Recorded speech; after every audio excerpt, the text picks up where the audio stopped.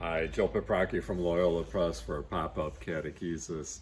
So, as you know, every so often, the tires on our cars need realignment or an adjusting of the angles of the tires, which affects how they make contact with the road. And without such realignment, we run the risk of experiencing uneven tread wear, the vehicle pulling to the left or to the right, or the steering wheel being off center when driving straight, or steering wheel vibrations. It can go on. In other words, the car does not operate properly unless it's aligned properly. Well, in a similar way, something happens to us in our relationship with God.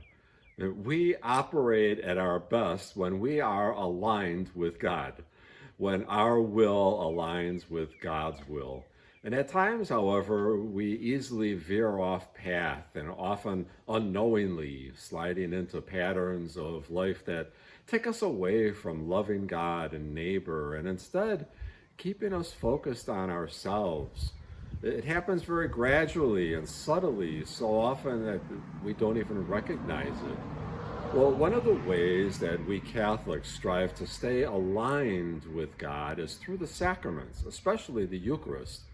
The sacraments are the way that we worship, and worship is a form of realignment for our way of being.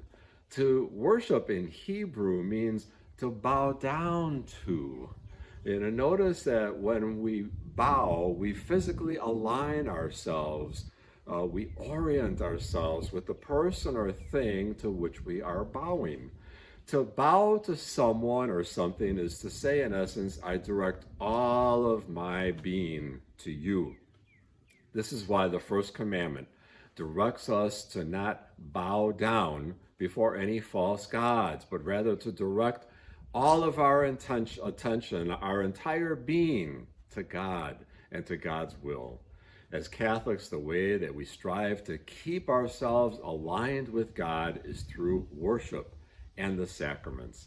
Worship is our constant reminder that our lives need realignment so as to be directed toward God, who is love. In essence, to worship is to love.